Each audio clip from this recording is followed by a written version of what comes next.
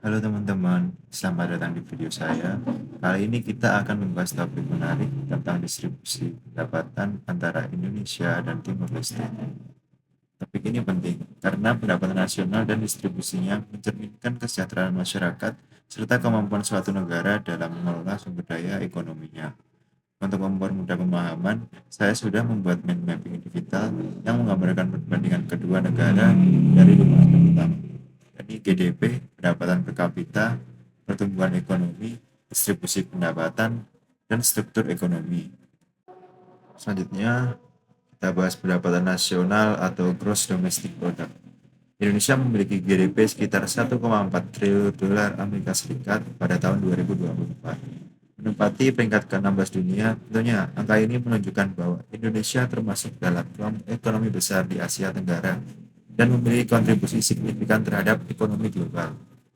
GDP yang tinggi mencerminkan kapasitas produksi yang besar baik dari sektor industri, jasa, maupun pertanian.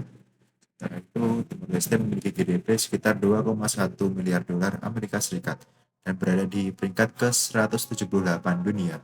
Ini menunjukkan bahwa skala ekonominya masih kecil dan tergolong negara berkembang. Perbedaan ini sangat mencolok. GDP Indonesia hampir 700 kali lebih besar dari Timor Leste. Hal ini wajar karena Indonesia memiliki populasi lebih dari 270 juta jiwa, sedangkan Timor Leste hanya sekitar 1,3 juta jiwa. Jadi, dari sisi total pendapatan nasional, Indonesia jauh lebih unggul. Selanjutnya kita lihat pendapatan per kapita, yaitu rata-rata pendapatan setiap penduduk dalam 1 tahun. Indonesia memiliki pendapatan per kapita sekitar 4.900 dolar yang menempatannya dalam kategori negara berpendapatan menengah ke bawah.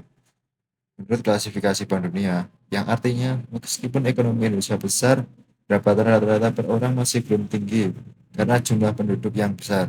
Sedangkan Timor Leste memiliki pendapatan per kapita sekitar 1.500 dolar, termasuk kategori negara berpendapatan rendah. Perbedaan ini menunjukkan bahwa standar hidup masyarakat Indonesia secara umum lebih baik dibandingkan Timor Leste, meskipun keduanya masih menghadapi tantangan dalam meningkatkan kesejahteraan. Selanjutnya kita membahas pertumbuhan ekonomi. Pertumbuhan ekonomi menggambarkan seberapa cepat suatu negara meningkatkan nilai produksinya dari tahun ke tahun. Indonesia memiliki pertumbuhan ekonomi sekitar 5% per tahun dan tren ini relatif stabil. Pertumbuhan yang konsisten ini menunjukkan bahwa Indonesia mampu menjaga kestabilan ekonomi melalui kebijakan fiskal dan moneter yang baik, serta dukungan dari sektor industri dan konsumsi domestik. Di sisi lain, Timor Leste memiliki pertumbuhan sekitar 3-4% per tahun, namun sifatnya fluktuatif. Hal ini disebabkan oleh ketergantungan yang tinggi terhadap sektor minyak dan gas. Ketika harga minyak dunia naik, ekonomi Timor Leste tumbuh pesat. Tapi sebaliknya ketika harga turun, pertumbuhan bisa melambat drastis. Jadi stabilitas ekonomi Indonesia jauh lebih baik dibandingkan Timor Leste. Selanjutnya kita membahas distribusi pendapatan. Distribusi pendapatan menunjukkan bagaimana kekayaan dibagi di antara penduduk suatu negara. Indikator yang sering digunakan adalah Gini rasio, di mana nilai 0 berarti pemerataan sempurna dan nilai 1 berarti ketimpangan ekstrim. Indonesia memiliki Gini rasio sekitar 0,38 yang menunjukkan tingkat ketimpangan sedang. Artinya, sebagian besar penduduk memiliki akses terhadap pendapatan yang cukup merata. Meskipun masih ada kesenjangan antara daerah perkotaan dan pedesaan, serta antara kelompok berpendapatan tinggi dan rendah, pemerintah terus berupaya menurunkan harga ini melalui program bantuan sosial, peningkatan lapangan kerja, dan pemerataan pembangunan. Sementara itu, Timor Leste memiliki Gini rasio sekitar 0,47, yang berarti ketimpangan lebih tinggi. Perbedaan pendapatan antara kota dan desa sangat besar, dan sebagian besar pendapatan nasional masih terfokus di sektor minyak dan gas. Hal ini membuat pemerataan ekonomi menjadi tantangan utama bagi Timor Leste. Selanjutnya, kita akan bahas struktur ekonomi. Struktur ekonomi menggambarkan komposisi sektor-sektor yang membentuk GDP suatu negara.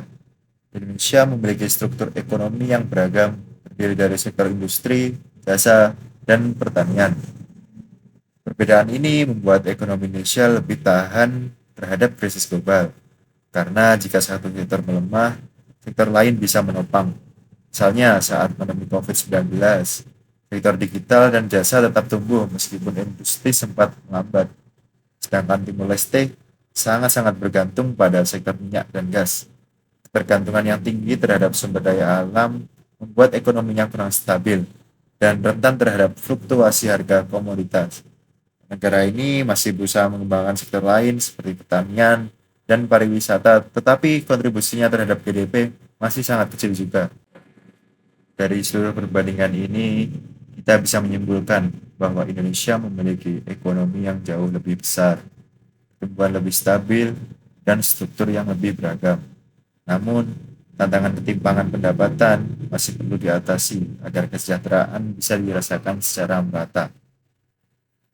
Di sisi Timor Leste, menghadapi tantangan besar dalam diversifikasi ekonomi dan pemerataan pendapatan, keduanya menunjukkan bahwa pembangunan ekonomi bukan hanya soal angka di GDP, tapi juga tentang bagaimana pendapatan distribusikan dan dimanfaatkan untuk kesejahteraan rakyat. Dan akhir kata, semoga penjelasan dari saya dapat membantu kita memahami pentingnya pemerataan ekonomi dan pembangunan berkelanjutan. Terima kasih. Wassalamualaikum warahmatullahi wabarakatuh. Bayangkan sebuah negara kecil yang selama puluhan tahun hidup nyaman dari satu sumber kekayaan utama. Semua kebutuhan negara, mulai dari pembangunan, gaji pegawai, hingga stabilitas ekonomi, ditopang oleh satu sektor yang sama. Lalu suatu hari, tanpa perang, tanpa bencana alam besar, sumber itu perlahan berhenti menghasilkan. Tidak hilang secara tiba-tiba, tetapi menurun sedikit demi sedikit, hingga akhirnya tidak lagi mampu menopang kebutuhan negara.